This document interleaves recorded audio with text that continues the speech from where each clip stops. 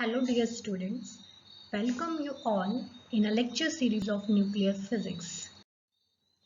तो स्टूडेंट्स मैंने आपको प्रीवियस लेक्चर में यूनिट 1 कंप्लीट करवा दिया था, that was nuclear structure and properties of a nuclei.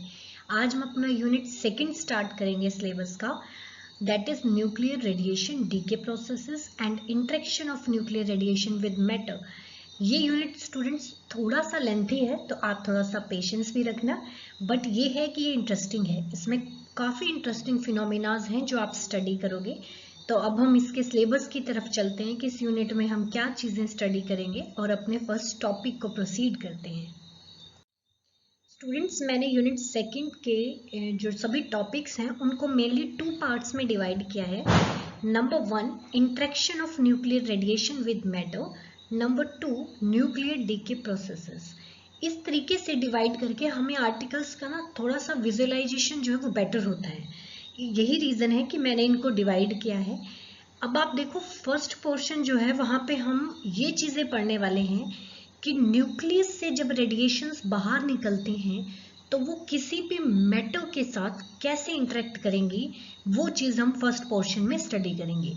और सेकंड पोर्शन में हम इस चीज़ को स्टडी करेंगे कि जब कोई भी न्यूक्लियस अपनी एक्साइटेड स्टेट से अपनी लोअर स्टेट में आता है तो उसमें से कुछ ना कुछ एनर्जी रिलीज होती है in the form of radiations, जैसे अल्फा, बीटा या गामा। तो वहाँ पे रिएक्शंस किस तरीके से होंगी, उनकी काइनेमेटिक्स क्या रहेगी, बाय प्रोडक्ट्स क्या निकलेंगे, एनर्जी की डिवाइडेशन कैसे होती है, वो सब चीज़ें हम न्यूक्लियर डीके प्रोसेस में स्टडी करेंगे।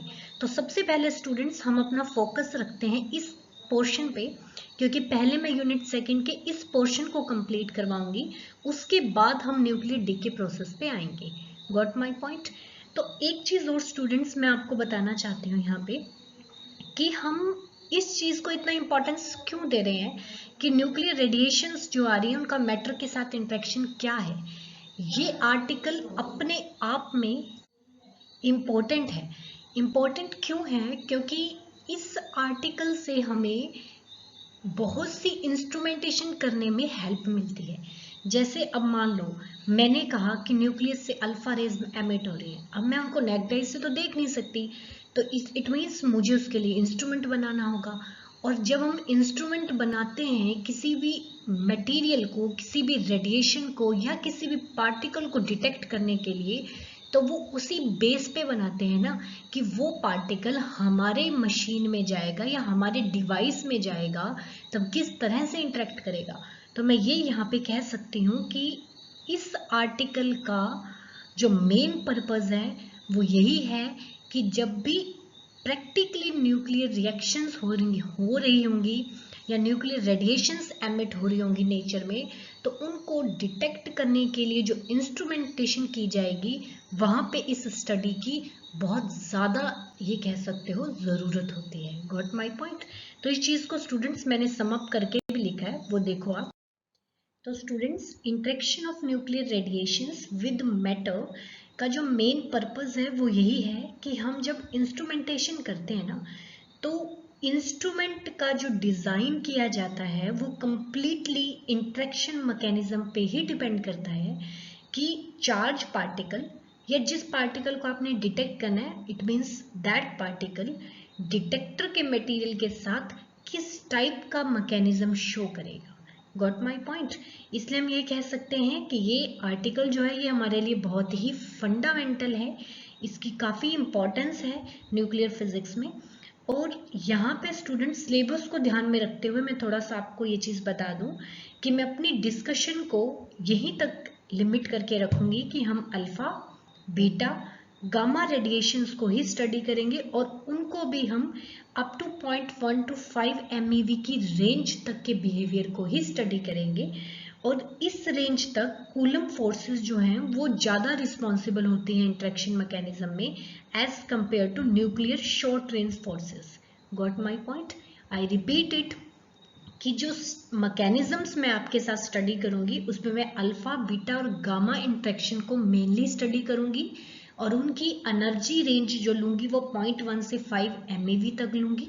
और इस एनर्जी रेंज में कूलम फोर्सेस जो हैं वो इंटरेक्टिव मैकेनिज्म के लिए ज़्यादा इंपॉर्टेंट होती हैं as compare to nuclear short range forces, क्योंकि न्यूक्लियर शॉर्ट रेंज फोर्सेस जो हैं वो 5 MeV से भी एनर्जी से भी ग्रेटर एनर्जी की तरफ जब आप जाओगे उस टाइम पे वो ज़्यादा रिस्पॉन्सिबल होंगी मैकेनिज्म में।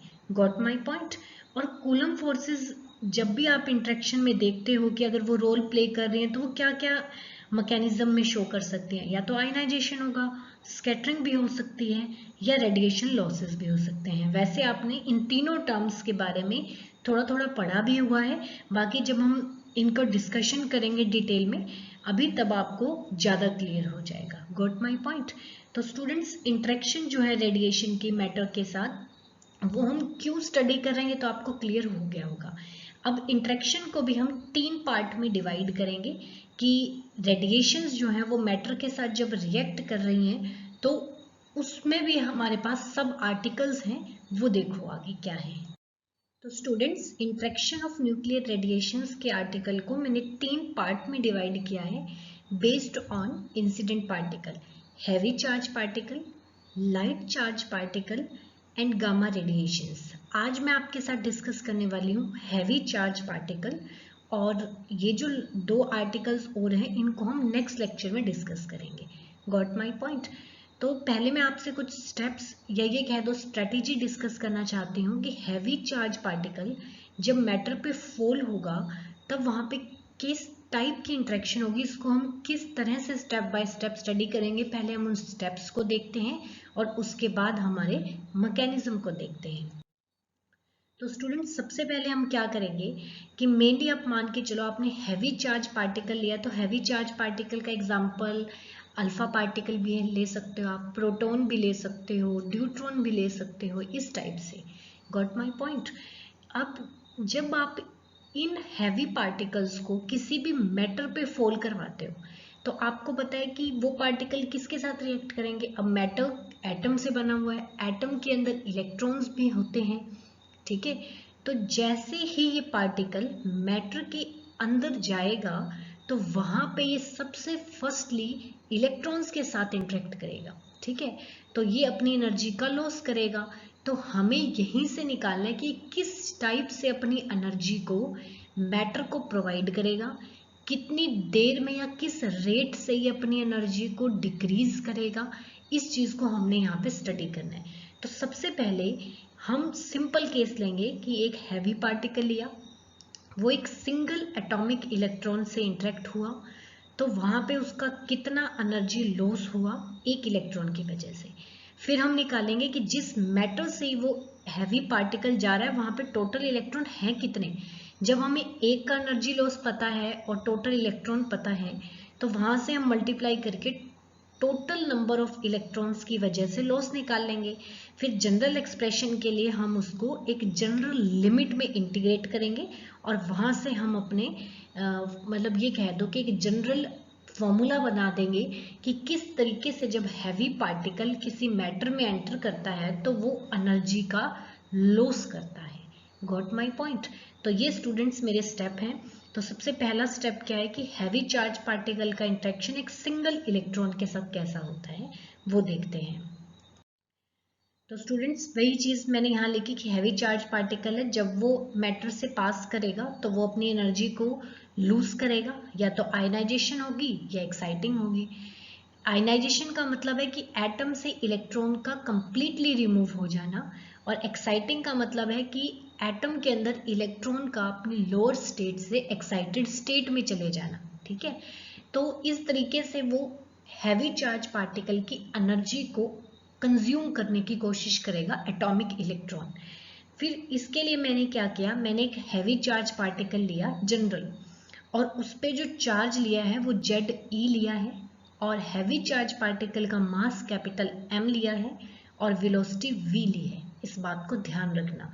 और ये हैवी चार्ज पार्टिकल एक इलेक्ट्रॉन के पास से निकल रहा है और दोनों के बीच का डिस्टेंस जो है वो स्मॉल b लिया है, ठीक है। नोटेशंस ध्यान रखना स्टूडेंट्स। स्मॉल z जो है that is atomic number of heavy charge particle. Got my point. और कैपिटल जेड से मैं एटॉमिक नंबर लूंगी उस मैटर का जिसके ऊपर ये पार्टिकल इंसिडेंट होगा। ठीक है, अब जैसे हैवी चार्ज पार्टिकल इलेक्ट्रॉन के पास से क्रॉस होगा तो उन दोनों के बीच में इलेक्ट्रोस्टैटिक फोर्स का रोल प्ले होगा। ठीक है, तो इसकी वजह से जो आपका हैवी चार्ज पार्टिकल है वो इम्पल्स या ये कह दो कि मोमेंटम ट्रांसफर करेगा किसको, इलेक्ट्रॉन्स को। हम पहले उसकी कैलकुलेशन करते हैं, उसको मैथमेटिकली देखते हैं कि किस तरीके से होगी ये चीज। ये देखो स्टूडेंट्स, ये मैंने आपको डायग्राम से शो किया है, जो वर्डिंग मैंने प्रीवियस स्लाइड में आपको दिखाई। ये आपका एटॉमिक इलेक्ट्रॉन है, ये हैवी चार्ज पार्टिकल है और ये इस तरीके से इस तरफ जा रहा है। ठीक है, और इन दोनों के बीच में जो परपेंडिकुलर डिस्टेंस है वो v है। Got my point. अब इस पे चार्ज लिया मैंने प्लस जेड ई, इलेक्ट्रॉन पे चार्ज होता है माइनस ई, तो दोनों के बीच में इलेक्ट्रोस्टैटिक फोर्स ऑफ अट्रैक्शन जो है वो रोल प्ले करना स्टार्ट करेगी, बट वो डिपेंड करेगी कि इन दोनों के बीच में डिस्टेंस कितना है।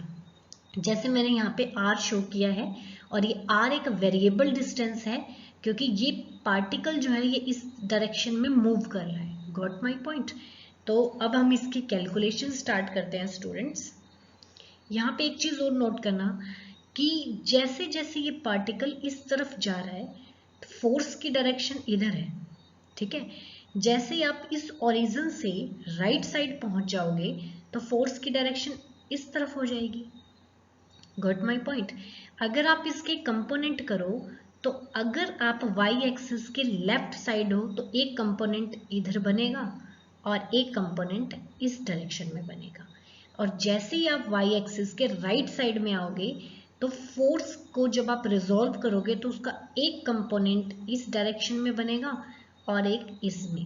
तो आप नोट करोगे कि हर सिमिलर पॉइंट जो लेफ्ट साइड में है वैसा ही सिमिलर पॉइंट राइट में भी है, बट जब फोर्स को आप रिजॉल्व करोगे तो जो एक्स एक्सिस में कंपोनेंट बन रहे हैं they will cancel out each other, but why axis में जो कंपोनेंट बन रहा है वो सेम डायरेक्शन में बन रहा है, इसलिए मैं एक्स एक्सिस में आने वाला फोर्स का कंपोनेंट जो है उसका इफेक्ट नहीं लूंगी बिकॉज दैट विल नलिफाई। ठीक है, तो हम सिर्फ फोर्स का y कंपोनेंट ही लेंगे, इस बात का आप ध्यान रखना। तो स्टूडेंट्स आपको पता है इम्पल्स का फॉर्मूला होता है Fy मीन्स फोर्स को आप with respect to time derivative करोगे विद इन लिमिट तो आपके पास इम्पल्स की वैल्यू आ जाएगी। अब मैंने यहाँ लिखा है F और सब्सक्रिप्ट में मेंशन किया है y, it means here I am considering only the y component of your force। Got my point, क्योंकि एक्स एक्सिस के कंपोनेंट जो हैं वो नलिफाई हो गए थे। तो अब अगर आप यहाँ पे ध्यान से देखो तो ये आपके पास फोर्स है, अगर आप इसका कंपोनेंट करो मीन्स इसको रिजॉल्व करोगे एक्स और वाई कंपोनेंट में तो इस डायरेक्शन में आपके पास एक्स कंपोनेंट मिलेगा और ये आपके पास वाई डायरेक्शन में आपको वाई कंपोनेंट मिलेगा। तो अगर आप देखो तो एफ का एक्स एक्सिस में जो कंपोनेंट होगा that is F cos theta और जो वाई एक्सिस में होगा that is F sine theta. तो हम एफ वाई को क्या लिख सकते हैं, एफ साइन थीटा। तो ये आपके पास f की वैल्यू है और यहाँ पे साइन थीटा मैंने मेंशन कर दिया है। f आपको पता है कि जिन दो पार्टिकल्स के बीच में इंटरेक्शन देखी जा रही है ऊपर उन दोनों के चार्जेस आएंगे और डिवाइड में 4 pi epsilon r square. R क्या है, उन दोनों मॉलिक्यूल्स या पार्टिकल्स जो इंटरेक्ट कर रहे हैं उन दोनों के बीच का डिस्टेंस। तो ये दो पार्टिकल्स हैं, अब इस पे चार्ज जेड ही है और इस पे ई है तो ऊपर आप चार्जेस मेंशन कर दो और नीचे आर। ये बहुत पॉपुलर फॉर्मूला है स्टूडेंट्स कूलम्स लॉ का, ये आपको अच्छे से आता ही होगा। अब बात आती है कि हमें इस इंटीग्रेशन को सॉल्व करना है। ठीक है, अब यहाँ पे मैं थोड़ा सा रीअरेंजमेंट करूंगी और मैथमेटिकल कुछ फंक्शंस का यूज करूंगी ताकि हम इस इंटीग्रेशन को सिंप्लीफाई कर पाए। पहले स्टूडेंट्स आप इस फंक्शन को ध्यान से देखो तो इसमें कितने वेरिएबल्स हैं। ठीक है, एक आपके पास r है क्योंकि मैंने आपको प्रीवियस स्लाइड में ये चीज कही कि r चेंज होगा क्योंकि ये पार्टिकल मोशन में है। ठीक है, थीटा भी चेंज हो रहा है आपके पास, टाइम भी चेंज होगा, मीन्स यहाँ पे आपके पास 3 वेरिएबल हैं, r, theta and time. Got my point. अब देखा जाए तो इंटीग्रेशन करते टाइम हमारी कोशिश ये रहती है कि सिर्फ एक वेरिएबल होना चाहिए जिसके विद रिस्पेक्ट टू आप इंटीग्रेट कर रहे हो, और सभी यहाँ पे कांस्टेंट होने चाहिए ताकि हम उनको इंटीग्रेशन से बाहर ले सके। ठीक है, तो अब मैं इन तीनों को चेंज करने की कोशिश कर रही हूँ, आर, थीटा और टी, ताकि ये तीनों के तीनों एक ही वेरिएबल में रहें और सभी हमें कांस्टेंट टर्म्स मिले। तो पहले हम ये देखते हैं हमारे पास कांस्टेंट टर्म्स हैं कौन सी। ये देखो स्टूडेंट्स, बी कांस्टेंट है, ठीक है। बी क्या है? The perpendicular distance between the incident particle and atomic electron. Got my point. तो अगर आप इस ट्रायंगल को देखो तो यहाँ पे साइन थीटा की वैल्यू क्या आएगी? B by r. यहां से मैंने आर की वैल्यू निकाली, बी बाई साइन थीटा। अब मैं इस वैल्यू को यहाँ पे यूज करूंगी तो आपको पता है यहाँ आ जाएगा बी बाई साइन थीटा का स्क्वायर।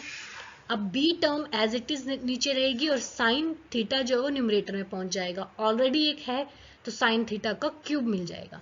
तो अब स्टूडेंट्स अगर आप इस एक्सप्रेशन को देखो तो इसमें आर वेरिएबल कहीं नहीं आ रहा। अब आपके पास दो ही वेरिएबल हैं, नंबर 1 थीटा, नंबर 2 टी। अब मैंने इसी ट्रायंगल में tan थीटा का फॉर्मूला भी अप्लाई किया, तो tan थीटा की वैल्यू आएगी b बाई एक्स। वहां से मैंने x की वैल्यू फाइंड आउट कर दी। अब आप देखो तो x क्या है? सेंटर से इंसिडेंट पार्टिकल का डिस्टेंस है, और हमें इंसिडेंट पार्टिकल की वेलोसिटी भी पता है। तो आपको पता है डिस्टेंस क्या होता है? Speed into time. बट ये ध्यान रखो, डिस्टेंस हम ओरिजिन से ले रहे हैं और स्पीड टुवर्ड्स द ओरिजिन है, इसलिए मैंने x की वैल्यू लिखी है -vt।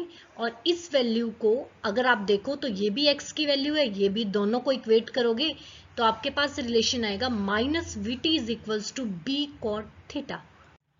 अब स्टूडेंट्स इस रिलेशन से हम dt निकाल सकते हैं। आप इसका डेरिवेटिव कर दो तो आपके पास ये dt की वैल्यू आ जाएगी। चाहो तो कोसेकेंट में भी रख सकते हो, बट मैंने इसको साइन में चेंज कर लिया क्योंकि हमारे पास एक्सप्रेशन में साइन ऑलरेडी है।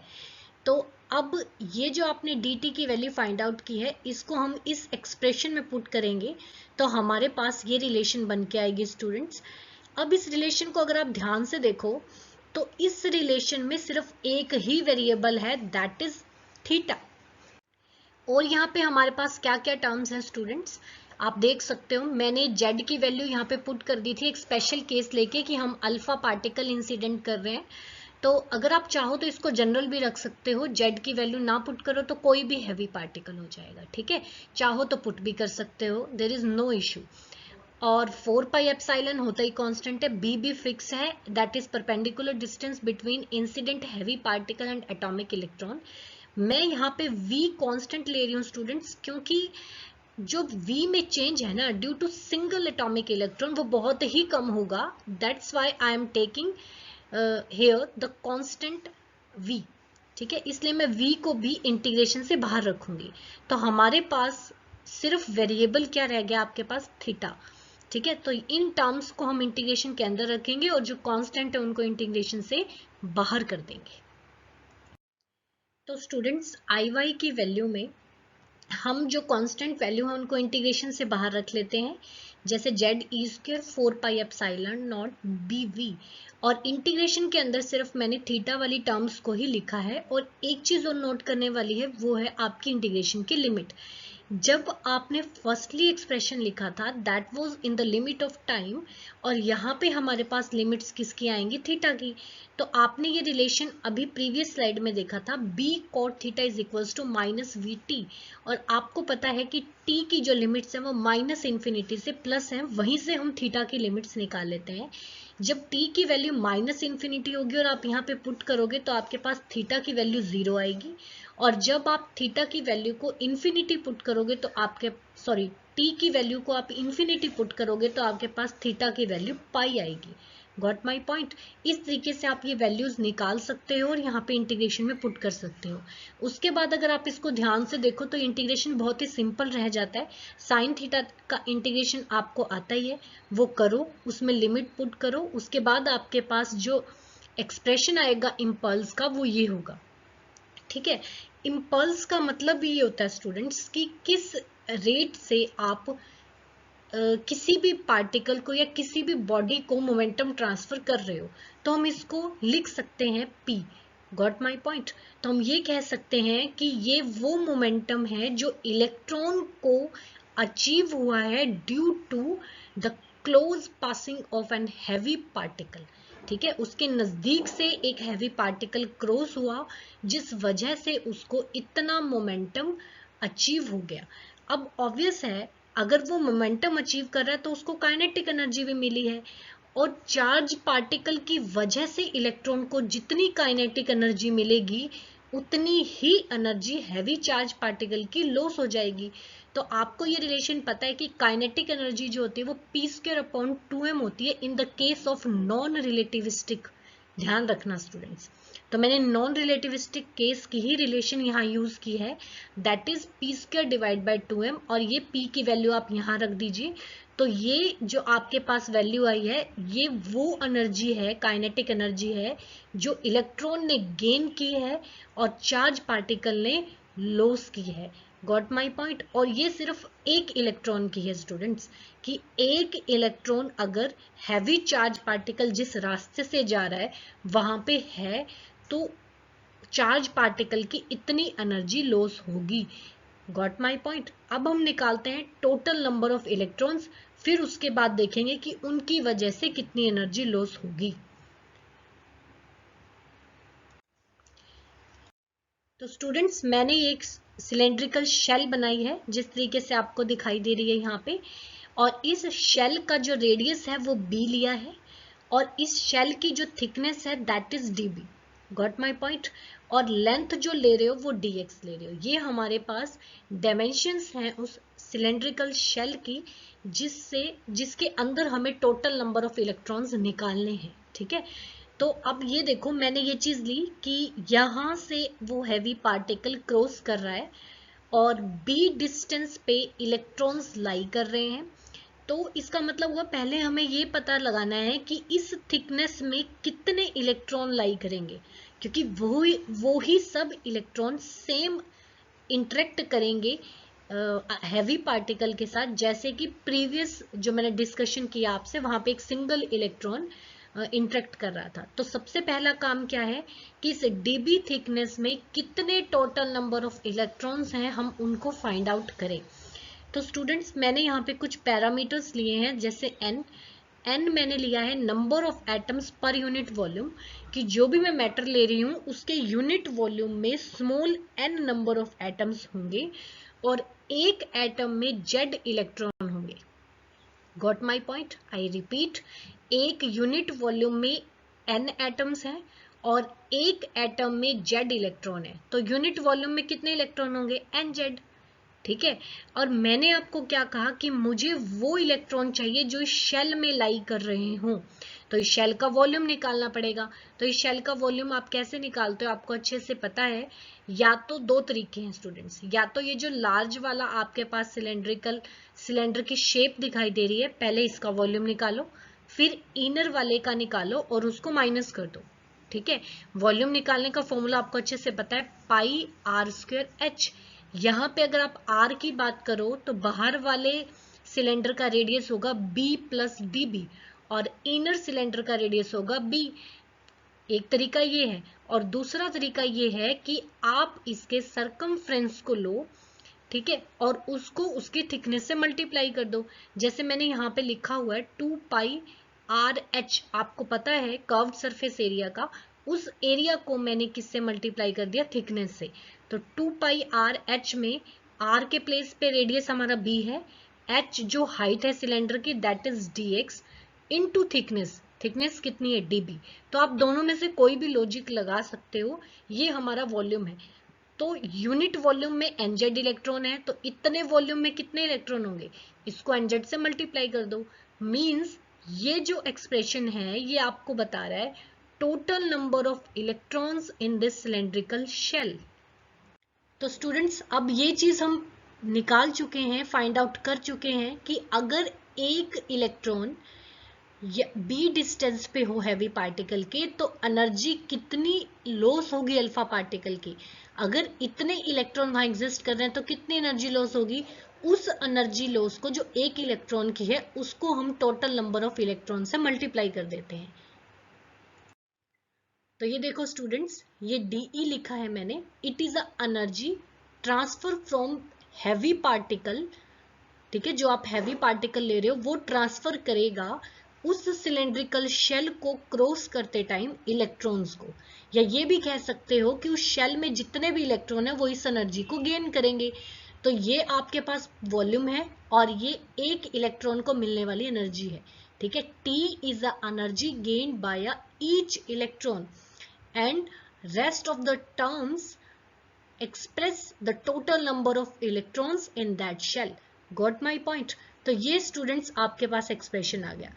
अब हम चाहते हैं कि हमें जनरल एक्सप्रेशन मिले, मींस मैंने यहाँ पे जो शेल ली है उसकी लेंथ ली है dx, ठीक है। हो सकता है आप कोई शेल लो उसकी लेंथ कुछ और हो, तो जनरल एक्सप्रेशन के लिए मैं निकाल लेती हूँ एनर्जी पर यूनिट लेंथ, वो ज्यादा बेटर चीज है। तो मैंने क्या किया, इस पूरे एक्सप्रेशन को dx से डिवाइड कर दिया, वो चीज आ जाएगी आपके पास energy per unit path length, means एक यूनिट लेंथ चलने पे हमारे इंसिडेंट पार्टिकल की कितनी एनर्जी लूज होगी, और एनर्जी लूज हो रही है इसलिए मैंने माइनस का साइन लगा दिया है, ठीक है। तो यहाँ पे आपके पास ये चीज आ जाएगी। अब एक वेरिएबल और रह गया स्टूडेंट्स यहाँ पे, अगर आप ध्यान दो तो दैट इज b, क्योंकि मैंने जो इलेक्ट्रॉन लिया था वो एक फिक्स डिस्टेंस पे लिया था b, ठीक है। अब जब आप मैटर की बात करो तो जरूरी तो नहीं है वो सभी इलेक्ट्रॉन्स b डिस्टेंस पे ही हो, मींस b भी तो वेरी करना चाहिए। पहले मैंने उसको वेरिएबल इसलिए नहीं लिया क्योंकि वहां पे मेरे पास और भी बहुत वेरिएबल थे। जब मैंने सभी पैरामीटर्स चेक कर लिए तो हमारे पास एक्सप्रेशन आया कि एक पर्टिकुलर डिस्टेंस b पे अगर इतने सारे इलेक्ट्रॉन्स पड़े हैं तो इतना एनर्जी लॉस होगा। अब मैं चाहती हूं कि मैं b की लिमिट भी लगा लूं, ठीक है, उसको भी फिक्स ना रखूं, तो मैंने यहाँ पे ये चीज भी कर दी कि b भी मैंने ले लिया कि b कम से कम कितना नजदीक इलेक्ट्रॉन जो है वो इंसिडेंट पार्टिकल के हो सकता है, और b मैक्स मतलब ज्यादा से ज्यादा कितना दूर हो सकता है, ठीक है। जो कांस्टेंट टर्म्स थे उनको मैंने बाहर कर दिया और जो आपके पास वेरिएबल है उनको अंदर रख लिया। t की वैल्यू हमने प्रीवियस स्लाइड में ही फाइंड आउट की है, वो वैल्यू मैंने यहाँ पे पुट कर दी, तो आपके पास ये एक्सप्रेशन बन गया स्टूडेंट्स। अगर आप इसको इंटीग्रेट करोगे तो आपके पास ये चीज आ जाएगी, ठीक है। अब ये एक्सप्रेशन आपको क्या बता रहा है, energy loss per unit length. Got my point? इसको हम स्पेसिफिक एनर्जी लॉस भी कहते हैं और इसकी एवरेज वैल्यू को स्टूडेंट स्टॉपिंग पावर भी कहते हैं। मैं इन टर्म्स की डेफिनेशन की भी बात करूंगी आपके साथ, पर पहले हम एक्सप्रेशन को ही आगे प्रोसीड करते हैं। अब बात आती है कि हमने ये चीज तो निकाल ली कि जब अल्फा पार्टिकल किसी सिलेंड्रिकल शेल से क्रॉस कर रहे हैं तो वहां पे जब इलेक्ट्रॉन्स एग्जिस्ट करेंगे तो एक यूनिट डिस्टेंस चलने पे उस पार्टिकल की कितनी एनर्जी वेस्ट होगी। Got my point? अब बात आती है कि बी मिनिमम कितना हो सकता है और बी मैक्सिमम की क्या वैल्यू हो सकती है। तो अब मैं आपके साथ स्टूडेंट्स ये डिस्कस करना चाह रही हूँ कि इलेक्ट्रॉन कितना नजदीक उस हैवी पार्टिकल के हो सकता है और कितना दूर हो सकता है। वैसे नजदीक क्या तो आपको बहुत सिंपल सा मैं आपको बताऊंगी भी अभी। तो पहले आप देखो लिमिट अगर हम जनरल लें तो वहां पे क्या क्या केसेस बन सकते हैं। तो स्टूडेंट सबसे सिंपल चीज मैंने ये ली कि मान लो बी मैक्स मैं ले लेती हूँ इन्फिनिटी और बी मिनिमम मैंने ले लिया 0। तो जो एक्सप्रेशन था उसमें अगर आप वैल्यू पुट करोगे तो डीई बाई डी एक्स तो इन्फिनिटी आ गया। इन्फिनिटी आने का मतलब क्या है कि अगर अल्फा पार्टिकल एक यूनिट पाथ ट्रेवल करेगा तो वो इन्फिनिटी एनर्जी लूज करेगा, जो कि प्रैक्टिकली रीजनेबल पॉइंट बनता ही नहीं है। इट मींस हम बी मैक्स और बी मिन की ये वैल्यूज नहीं ले सकते, तो हम कुछ और लॉजिक लगाने की कोशिश करते हैं। अब आपको पता है कि जब कोई भी हैवी पार्टिकल किसी लाइट पार्टिकल पे हेड ऑन कोलिजन करता है तो लाइट पार्टिकल को मैक्सिमम स्पीड कितनी दी जा सकती है 2v, और v किसकी स्पीड है, हैवी पार्टिकल की स्पीड है। तो मान लिया मैंने कि हेड ऑन कोलिजन हुआ है, ठीक है, और मैक्सिमम स्पीड जो इलेक्ट्रॉन को दी गई है वो 2v है। तो काइनेटिक एनर्जी कितनी होगी, हाफ mv² होती है, तो v के प्लेस पे मैंने लिख दिया 2v। तो हमारे पास काइनेटिक एनर्जी का एक्सप्रेशन ये आ चुका है स्टूडेंट्स। अब आपको अगर ध्यान हो तो आपने ये फॉर्मूला फाइंड आउट किया था टी का। अब यहां से अगर आप एक चीज नोट करो तो b डिस्टेंस और t में रेसिप्रोकल का रिलेशन है।